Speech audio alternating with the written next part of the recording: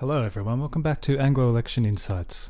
Thanks for tuning in. This is a quick video coming in just before polls close for the Tassie election. These will contain my final thoughts and final predictions. Just hoping to punch something out. YouGov obviously in the field, and they dropped their poll late last night, so this is sort of effectively my response. So if we have a look at the final polls of the three kind of main pollsters who've been in the field, we've got Demos AU. That poll had the Liberals well ahead. Same with EMRS, who have been commissioned by the Liberals to do 5 waves of like weekly polling, and that's shown the Liberals just pulling further and further ahead each time, basically. And we also then, of course, have YouGov, who their previous poll at the start of the campaign period had the Liberals down by about 3%, but also on 31% primary. So Labor has fallen 4%, but most of it seems to have gone to the Greens and Independents. And I've got the Nat and Shooters, Fishers and Farmers numbers there. I've increased the percentage because it's a statewide number, I'm guessing, but these two parties would only be contesting 3 of the electorates, so I've kind of boosted the number a little bit. That probably doesn't work so well with the other 4 candidate groups here, but just for ease of comparison, that's what I've done. So there's the numbers. Just a couple of points on the YouGov poll. To me, it's a little bit strange that the preferred premier question was asked like in the event of a hung parliament. Like, wouldn't it just kind of be, who is your preferred premier? I don't know. I'm not sure I've heard it asked that way before. And then it also happened to be basically the exact same number as this 2-party preferred measure, which, as we know, has no relevance in Hare Clark. So they've picked up the trend of falling Labor support, so obviously that's a real thing, but they're finding no momentum for the Liberals. The possible flaw in the methodology here is that they've named independents, but they haven't named anyone on the tickets for the major parties. And we know that in Tassie politics, name ID can be quite influential in terms of vote intention. Also, I find it interesting that the 2-party preferred measure was only 45-55 to Labor. I would have thought really 60-40 is kind of more what I would expect based on a Liberal primary vote of only 31, maybe like high 50s. It tells me that not all of the independent vote is necessarily like people to the left of Labor, which could influence the way the late stage count goes in some of the seats, particularly the rural northern seats.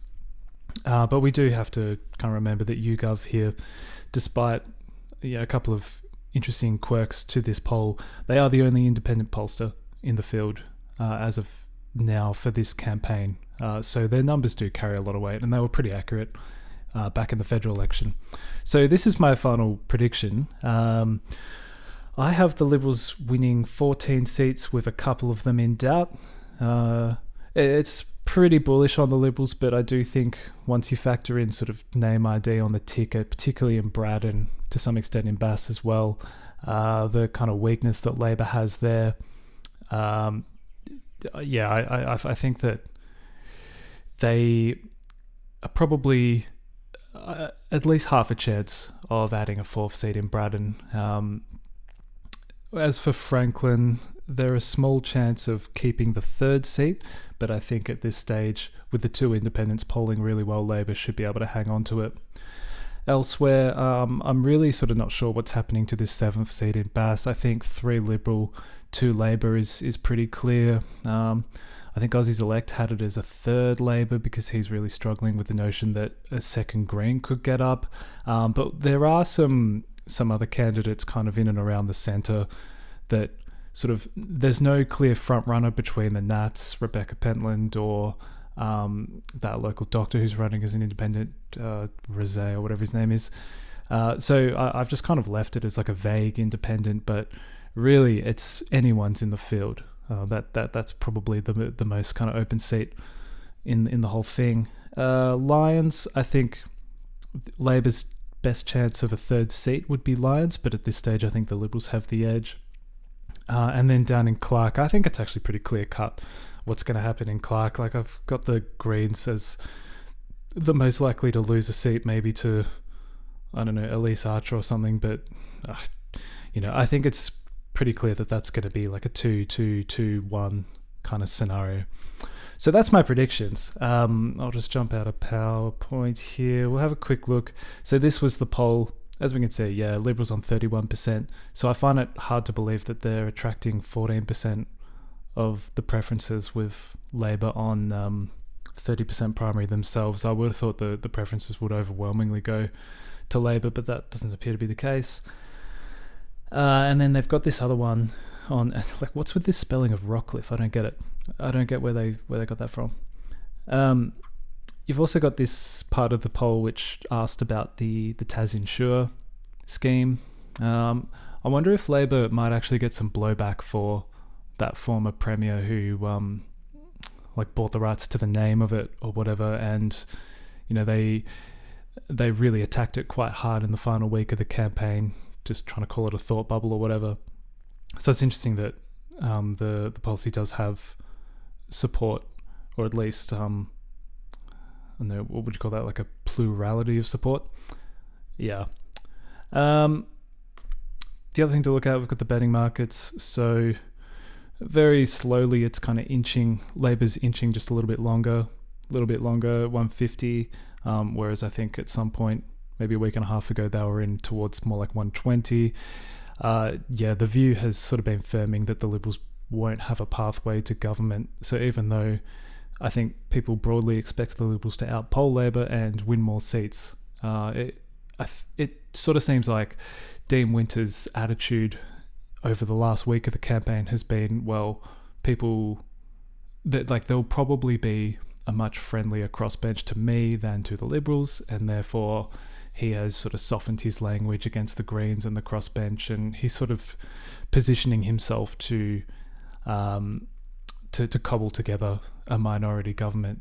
Whether or not that involves formal deals or not, we shall see.